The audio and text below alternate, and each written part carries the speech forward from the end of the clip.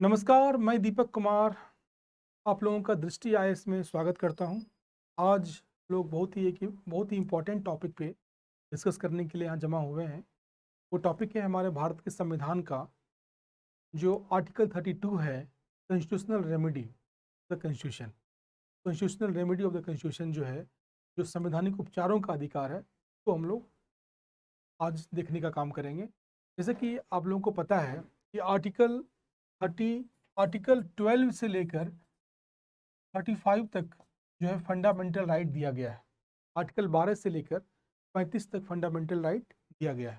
ठीक है, इसी में जो आर्टिकल 32 है वो आपको कॉन्स्टिट्यूशनल रेमेडीज की बात करता है, संवैधानिक उपचारों की बात करता है। भारत के संविधान में जो फंडामेंटल राइट है उसके प्रोटेक्शन के लिए भारत के संविधान में चार जगह पे प्रावधान किया गया है। वो कौन कौन सी जगह है? वो है एक आपका आर्टिकल 32, जिसमें आर्टिकल 32 के तहत सुप्रीम कोर्ट रिट जारी करने का काम करती है, और आर्टिकल 226 के तहत हाई कोर्ट जो है रिट जारी करने का काम करती है, और आर्टिकल 13 है जुडिशियल रिव्यू, न्यायिक समीक्षा करने का काम आर्टिकल 13 के द्वारा किया जाता है। और आर्टिकल 359 जो है वो कहता है कि इमरजेंसी के अलावा किसी भी परिस्थिति में किसी भी समय फंडामेंटल राइट को कर्टेल नहीं किया जाएगा। ये चार जगह पे फंडामेंटल राइट के प्रोटेक्शन की बात की गई है। ठीक है, तो अब हम लोग देखते हैं कि आर्टिकल 32 के तहत सुप्रीम कोर्ट कौन कौन सा रिट जारी करती है और रिट का क्या मतलब हो। सबसे पहले ये समझना बहुत ज़्यादा इंपॉर्टेंट है कि रिट का क्या मतलब। रिट का मतलब होता है ऑर्डर ऑफ द कोर्ट। कोई कोर्ट अगर ऑर्डर देती है, अगर हाई कोर्ट या सुप्रीम कोर्ट कोई ऑर्डर देती है तो हम रिट कहते हैं। ठीक है, सुप्रीम कोर्ट आर्टिकल 32 के तहत और हाई कोर्ट आर्टिकल 226 के तहत रिट जारी करने का काम करती है।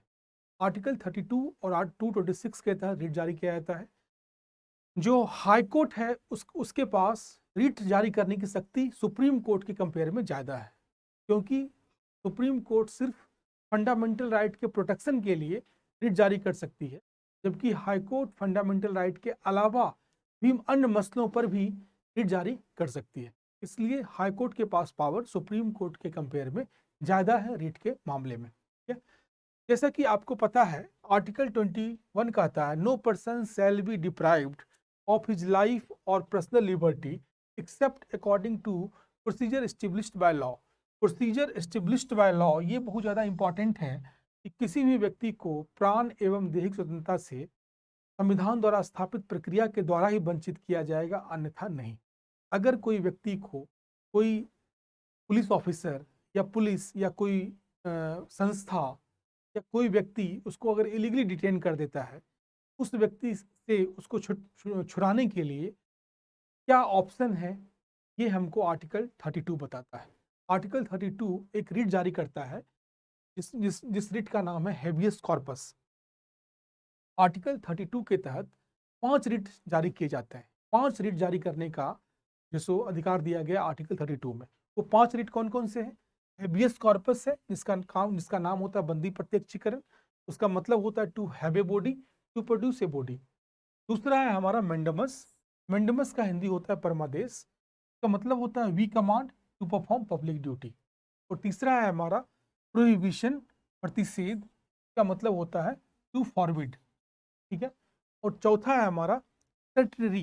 सेटरी ये जो है उसका मतलब होता है टू बी सर्टिफाइड, और हिंदी होता है उत्प्रेषण। और पांचवा रीट है जो कि अंतिम रीट है क्यूवेरेंटो। उसका हिंदी होता है अधिकार परीक्षा, और बाय व्हाट ऑथोरिटीज, ये इसका मीनिंग होता है। ये 5 रीट सुप्रीम कोर्ट आर्टिकल 32 के तहत जारी करती है, और हाई कोर्ट 226 के तहत ये 5 रीट जारी करती है। इसके अलावे भी अन्य मसलों पर भी रिट जारी करने का अधिकार हाई कोर्ट के पास होता है, लेकिन सुप्रीम कोर्ट सिर्फ 5 रिट जारी कर सकती है, वो भी फंडामेंटल राइट के प्रोटेक्शन के। तो इसलिए हाई कोर्ट के पास रिट के मामले में ज़्यादा अधिकार प्राप्त है। ठीक है, जैसा कि आर्टिकल 32 है जो कि कॉन्स्टिट्यूशनल रेमेडी की बात करता है, वो खुद भी अपने आप में एक फंडामेंटल राइट है। और ये आर्टिकल इतना इम्पॉर्टेंट है कि डॉक्टर बी आर अम्बेडकर ने इस आर्टिकल को heart and soul of the constitution कहा था। इस आर्टिकल को B R Ambedkar has called this article as the heart and soul of the constitution. मतलब बी आर अम्बेडकर जो कि संविधान को बनाने में उनका इतना बड़ा योगदान है, उन्होंने कहा है कि आर्टिकल 32 हार्ट एंड सूल है, मतलब आत्मा है, संविधान की आत्मा है। तो आर्टिकल 32 इतना इंपॉर्टेंट है ये आर्टिकल। ठीक है, तो ये 5 रिट इस आर्टिकल के द्वारा जारी किए जाते हैं। अब हम लोग एक एक करके सारे रिट को समझेंगे और उसके जुड़े हुए जो केस लॉ है उसको भी समझने का काम करेंगे। जो हमारा पहला रिट है वह हेबियस कॉर्पस बंदी प्रत्यक्षीकरण का है। अगर ये रिट अपने आप में काफ़ी पावरफुल रिट है। अगर किसी व्यक्ति को पुलिस या कोई व्यक्ति या कोई संस्था इलीगली डिटेन कर देती है, तो वैसे केस में उस व्यक्ति को रिलीज करने के लिए ये रिट सुप्रीम कोर्ट या हाई कोर्ट जारी करने का काम करती है। जैसे कि पुलिस है, अगर किसी व्यक्ति को डिटेन कर देती है और वो एफआईआर भी दर्ज नहीं करती, जैसे कि आपको पता है आर्टिकल 22 क्लॉज 2 में कहा गया है किसी व्यक्ति को पुलिस अरेस्ट करने के 24 घंटे के अंदर अंदर नियरेस्ट मजिस्ट्रेट के पास उसको प्रस्तुत करेगी। लेकिन अगर जो है एफआईआर दर्ज नहीं किया जाता है, तो कोर्ट में प्रस्तुत नहीं किया जाता है और पुलिस उसको लॉकअप में डिटेन किए हुआ है, उसको लॉकअप में डिटेन करके उसको पीट रही है और एफआईआर भी दर्ज नहीं कर रही है, तो उसको छुड़ाने के लिए आपके पास क्या रेमेडी है? वो रेमेडी है हेबियस कॉर्पस का रिट दायर करना। ये हेबियस कॉर्पस का रिट आर्टिकल 32 के तहत सुप्रीम कोर्ट और आर्टिकल 226 के तहत हाई कोर्ट जारी करने का काम करती है। ये हेबियस कॉर्पस जो है ये एक लेटिन भाषा से लिया गया है, इसीलिए जो है इसका नाम हेबियस कॉर्पस है, जो कि आपको सुन के भी लगता होगा कि ये हिंदी या अंग्रेजी का तो नहीं है, ये लेटिन भाषा का। ठीक है, इस रिट के द्वारा किसी व्यक्ति को अगर इलीगल डिटेन किया गया है किसी के द्वारा, उसको छुड़ाने का काम करती है। जब कभी भी ये रिट दायर किया जाता है कोर्ट में, तो कोर्ट ऑर्डर करती है उस व्यक्ति को कोर्ट में प्रोड्यूस करो, to have the body to produce the body, मतलब उस व्यक्ति को कोर्ट में प्रोड्यूस करो और उसके बाद कोर्ट जो है दोनों पक्षों को सुनने का काम करती है। और अगर लगता है कि उस व्यक्ति को इसको डिटेन किया गया है, इलीगली डिटेन किया गया है, अवैध रूप से डिटेन किया गया है, उसको रिलीज करने का काम करती है। जैसे कि मैं एग्जाम्पल देके एक बता रहा हूँ आपको, एक साहूकार है और वो किसी व्यक्ति को 1 लाख रुपया उधार दिया हुआ है और वह व्यक्ति 1 लाख रुपया उसको उधार नहीं चुका रहा है, तो वैसे केस में वो साहूकार उसको पकड़ के ले आता है और अपने घर में बंद कर देता है। तो उस व्यक्ति को जिसको बंद किया गया, उसके फैमिली वाले के पास क्या रेमेडी है उसको छुड़ाने के लिए? तो वो जो है उस व्यक्ति को छुड़ाने के लिए आर्टिकल 32 के तहत हेबियस कॉर्पस रिट जारी कर सकता है।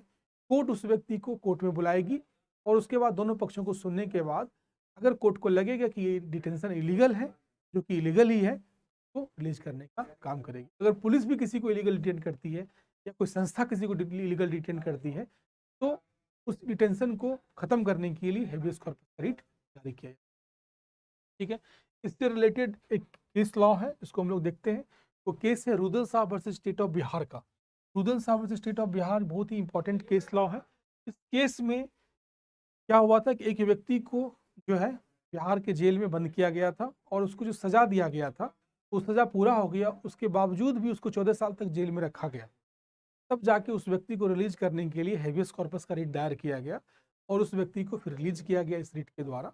और जो है उसको कंप्लीटली, तो मतलब उसको ये दिया गया, डैमेज दिया गया, जो उसको 14 साल तक लीगली डिटेन किया गया था जेल में, इसलिए उसको एग्जाम्पलरी जो है डैमेज दिया। अब यहाँ पे सवाल ये उठता है कि कब कब जो है हैबियस कॉर्पस का रिट जारी नहीं हो सकता है। वो कौन सा ऐसा परिस्थिति होगा या वो कौन सा ऐसा सिचुएशन होगा जब हैबियस कॉर्पस का रिट जारी नहीं हो सकता? जैसे नंबर 1 है डिटेंशन इज लॉफुल। अगर डिटेंशन लॉफुल है तो हैबियस कॉर्पस का रिट जारी नहीं होगा। दूसरा है कंटेम्प्ट ऑफ कोर्ट हुआ है।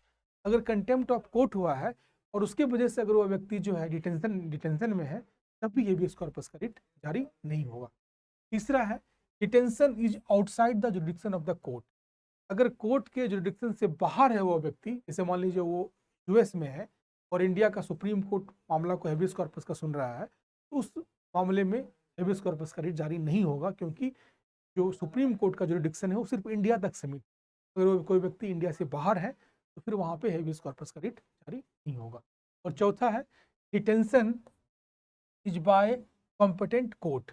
अगर कोई कॉम्पिटेंट कोर्ट किसी व्यक्ति को डिटेंशन में भेजती है, तब जो है हेबियस कॉर्पस का रिट जारी नहीं हो सकता। ये 4 कंडीशन अगर है या कोई एक कंडीशन भी अगर है, तो वैसे कंडीशन में हेबियस कॉर्पस रिट जारी नहीं किया जाएगा। ठीक है, तो ये बात को ध्यान में रखना आवश्यक है। ठीक है? अब जो है हमारा दूसरा रीट है, वो है हमारा रीट ऑफ मैंडेमस। जो हमारा दूसरा रीट है वो है रीट ऑफ मैंडेमस। इसका मतलब होता है वी कमांड या द परफॉर्म पब्लिक ड्यूटी। अगर कोई ये रीट किसके खिलाफ जारी होता है? ये एग्जीक्यूटिव के खिलाफ जारी होता है। अगर कोई पब्लिक ऑफिसर्स है और वो अपना ड्यूटी को नहीं कर रहा है, तो उसको ड्यूटी करने के लिए हाई कोर्ट या सुप्रीम कोर्ट इस रीट को जारी करता है। सपोज कीजिए पुलिस है, पुलिस एफआईआर दर्ज नहीं कर रही है, तो पुलिस एफआईआर दर्ज नहीं कर रही है तो आप ये रीट जारी करेंगे, रीट ऑफ मैंडेमस। तो कोर्ट ऑर्डर करेगी पुलिस को लॉज एन एफआईआर, आप एफआईआर को लॉज करें। इसके अलावा भी एक केस है, तो ललिता कुमारी वर्सेस स्टेट ऑफ यूपी। ये 2013 का केस है। इस केस में भी सुप्रीम कोर्ट ने कहा है कि कॉग्निजेबल ऑफेंस के केस में एफआईआर दर्ज करना जो है मैंडेटरी होता है, करना ही पड़ता है। लेकिन फिर भी अगर कोई पुलिस ऑफिसर है, वो कोई पुलिस स्टेशन ऑफिसर अगर केस को एफआईआर नहीं कर रहा है, मतलब केस नहीं ले रहा है, तो वैसे केस में मैंडेमस का रीट भी जारी किया जा सकता है। सपोज कीजिए कि दिल्ली में मतलब मलेरिया फैला हुआ है। दिल्ली गवर्नमेंट की ड्यूटी है कि वो जो क्या करे, मलेरिया की मतलब वो दवाओं का छिड़काव करे जिससे मलेरिया के मच्छर जो हैं दिल्ली में मारे जाएं और मलेरिया ना फैले। तो अगर वो ऐसा नहीं कर रही है तो दिल्ली हाई कोर्ट क्या करेगी? रीट ऑफ मैंडेमस जारी करेगी, आप छिड़काव कीजिए। कोई भी पब्लिक ऑफिसर है, अगर वो अपनी ड्यूटी को नहीं कर रहा है, तो उसको ड्यूटी करने के लिए ये रीट जारी किया जाता है। सुप्रीम कोर्ट 332 के तहत और हाई कोर्ट 226 के तहत ये रीट जारी करती है। कोई भी पब्लिक ऑफिसर, एग्जीक्यूटिव का कोई भी व्यक्ति है, अगर वो अपनी ड्यूटी को नहीं परफॉर्म कर रहा है, तो ड्यूटी को परफॉर्म करने के लिए ये रीट को जारी किया जाता है। इससे एक बहुत ही इंपॉर्टेंट केस लॉ है इस रीट से संबंधित, वो है Gujarat financial corporation versus state lotus hotel. ये जो केस लॉ है वो है Gujarat financial corporation versus lotus hotel. इस केस में क्या हुआ था? लोटस होटल और गुजरात फाइनेंशियल कॉर्पोरेशन के बीच में एक एग्रीमेंट हुआ था कि लोटस होटल अपना कंस्ट्रक्शन का काम करेगा और गुजरात फाइनेंशियल कॉर्पोरेशन उसको फंड रिलीज करेगा। लेकिन कुछ दिनों के बाद जो है, जब कंस्ट्रक्शन का काम चल ही रहा था लोटस होटल का, तो गुजरात फाइनेंशियल कॉर्पोरेशन ने फंड जारी करना रोक दिया। तो उसके बाद लोटस होटल डायरेक्ट जो है अहमदाबाद हाईकोर्ट पहुंच गई। तो उसके बाद ये रिट जारी किया गया, रिट ऑफ मैंडेमस। और फिर गुजरात हाईकोर्ट ने ऑर्डर किया फाइनेंशियल कॉर्पोरेशन जो है, आप अपना फंड जो रिलीज कीजिए, क्योंकि ये आपकी पब्लिक ड्यूटी है कि आप जो एग्रीमेंट किए हैं उसके तहत जो है आप फंड रिलीज करें, आपको फंड रिलीज करना। तो कोर्ट के ऑर्डर के बाद जो है गुजरात फाइनेंशियल कॉर्पोरेशन को फंड रिलीज करना पड़ा। तो ये बहुत इंपॉर्टेंट केस लॉ है रिट ऑफ मैंडेमस के लिए से संबंधित। ठीक है, अगला जो है हमारा जो रिट है वो है रिट ऑफ सर्टनरी। रिट ऑफ सर्टनरी का मतलब होता है टू बी सर्टिफाइड। मतलब ये रिट कब जारी किया जाता है? ये रिट तब जारी किया जाता है जब कोई लोअर कोर्ट कोई जजमेंट प्रोनाउंस कर देती है, कोई जजमेंट दे देती है, तो उस अगर लगता है हाई कोर्ट या सुप्रीम कोर्ट को कि वो जो जजमेंट दिया गया है लोअर कोर्ट की तरफ वो गलत जजमेंट है, तो वैसे केस में उस जजमेंट के वो अपने पास मंगाने का काम हाई कोर्ट सुप्रीम कोर्ट करती है और ऑर्डर करती है लोअर कोर्ट को कि उस केस से रिलेटेड सारी सामग्री को वो जो है एपेक्स कोर्ट के पास भेजे। और उसके बाद वो कोर्ट उसको चेक करने का काम करती है कि वो जो जजमेंट दिया गया है लोअर कोर्ट की द्वारा सही है या गलत है। अगर वो जजमेंट गलत पाया जाता है तो जजमेंट को उसी समय क्वैश कर दिया जाता है और उसको नल एंड वॉइड कर दिया, मान्यता समाप्त कर दी। तो ये रिट ऑफ सर्टनरी होता है। अब ये बात हमेशा आपको याद रखना जरूरी है कि रिट ऑफ सर्टनरी तभी जारी किया जाएगा जब लोअर कोर्ट अपना जजमेंट दे चुकी है। अगर जजमेंट नहीं दी हुई है तब रिट ऑफ सर्टनरी जारी नहीं किया जाएगा। जजमेंट दे देगी, जजमेंट के देने के बाद ही जो है रिट ऑफ सर्टनरी जारी किया जाएगा। इससे रिलेटेड दो केस है। पहला केस है AK Kripak versus union of India और दूसरा है Gullapalli Nageswara Rao versus APS RTC। इस दोनों केस में क्या हुआ था? रिट ऑफ सर्टनरी जारी किया गया था और जो है दोनों केस को नल एंड वाइड कर दिया गया था, दोनों को वैश कर दिया गया।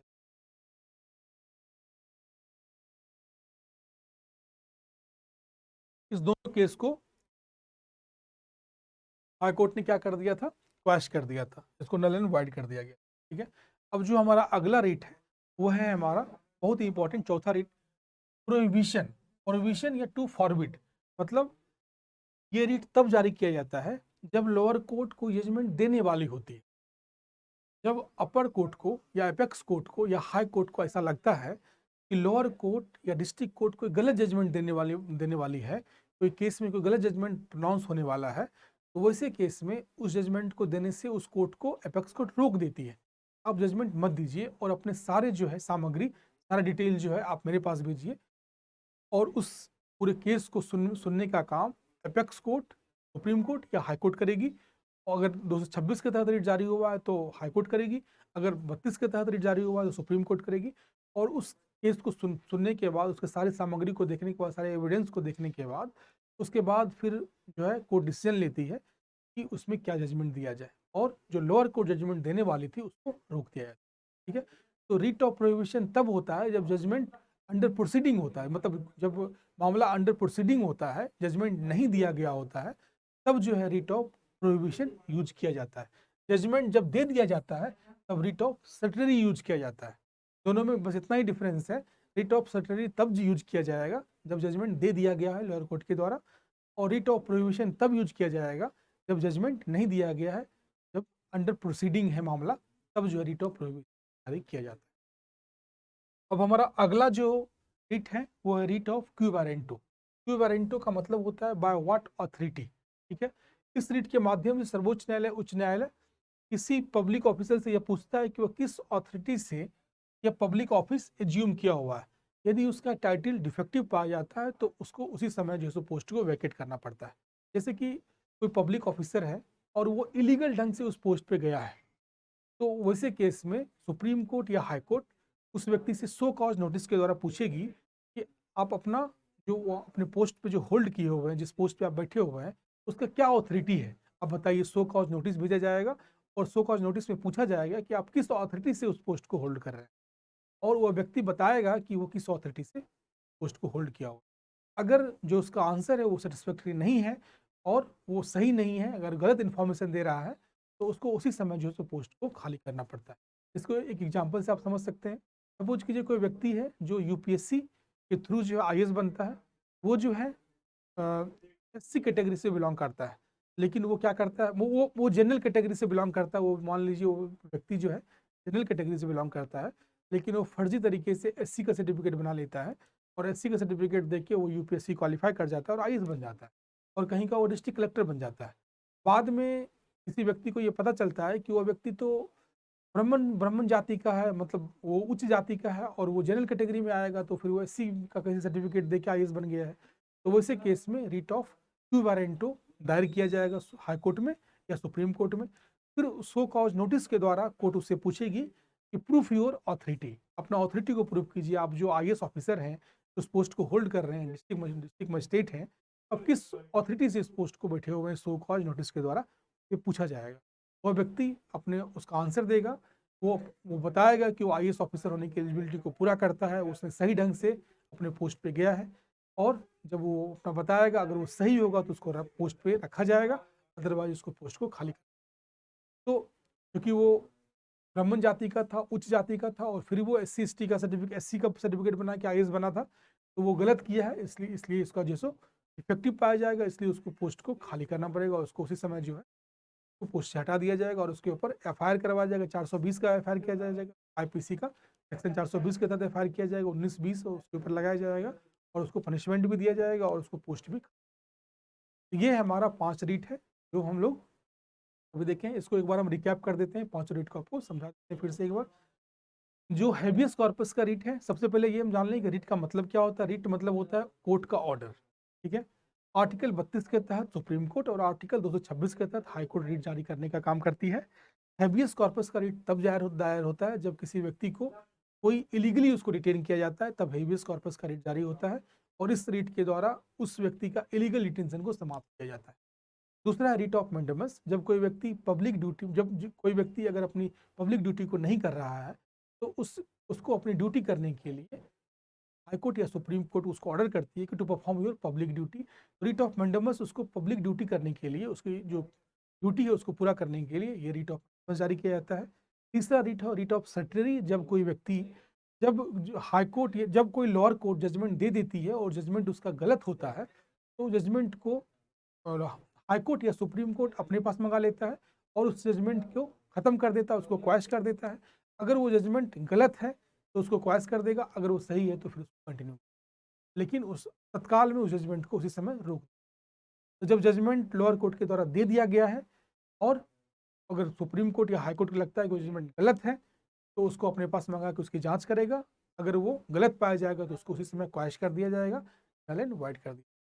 रिट ऑफ प्रोहिबिशन तब जारी होता है जब कोई लोअर कोर्ट को जजमेंट देने वाला होता है किसी केस में और हाई कोर्ट सुप्रीम कोर्ट को लगता है कि वो जजमेंट गलत देने वाला है, तो उससे पहले उस जजमेंट को देने से रोक दिया जाता है और उस केस को अपने पास मंगा लेता है, उसको हाई कोर्ट या सुप्रीम कोर्ट देखने का काम करता है।